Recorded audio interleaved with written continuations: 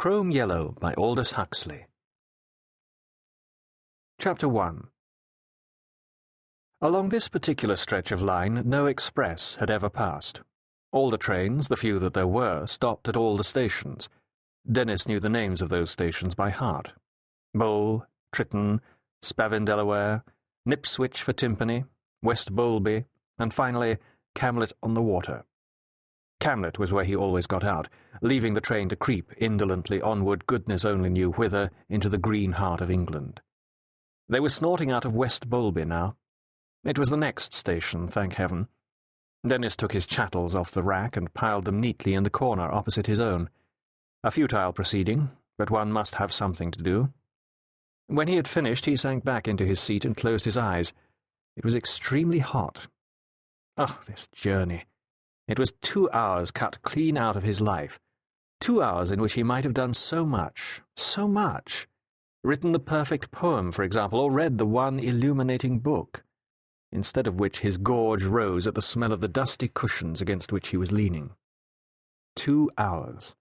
120 minutes. Anything might be done in that time. Anything. Nothing. Oh, he had had hundreds of hours, and what had he done with them? Wasted them, spilt the precious minutes as though his reservoir were inexhaustible. Dennis groaned in the spirit, condemned himself utterly with all his works. What right had he to sit in the sunshine, to occupy corner seats in third-class carriages, to be alive? None, none, none. Misery and a nameless nostalgic distress possessed him. He was 23, and oh, so agonizingly conscious of the fact.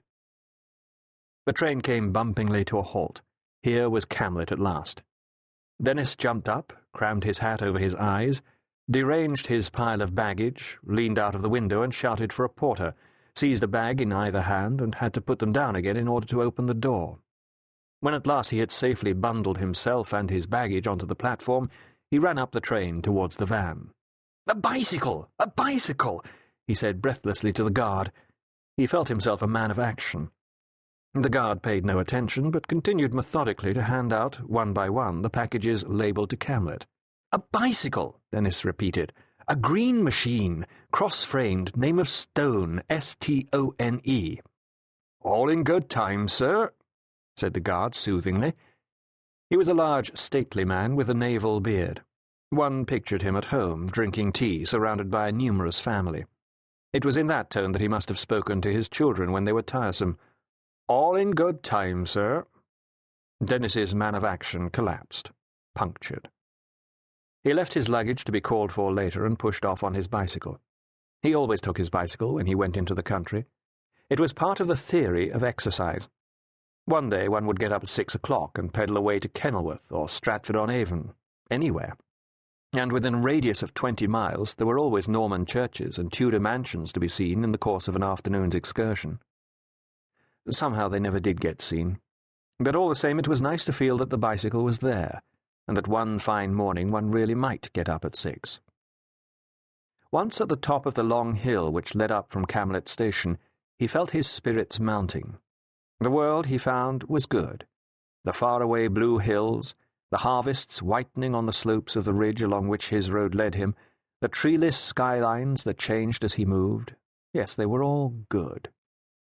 He was overcome by the beauty of those deeply embayed combes scooped in the flanks of the ridge beneath him. Curves. Curves. He repeated the words slowly, trying as he did so to find some term in which to give expression to his appreciation. Curves. No, that was inadequate. He made a gesture with his hand as though to scoop the achieved expression out of the air, and almost fell off his bicycle. What was the word to describe the curves of those little valleys?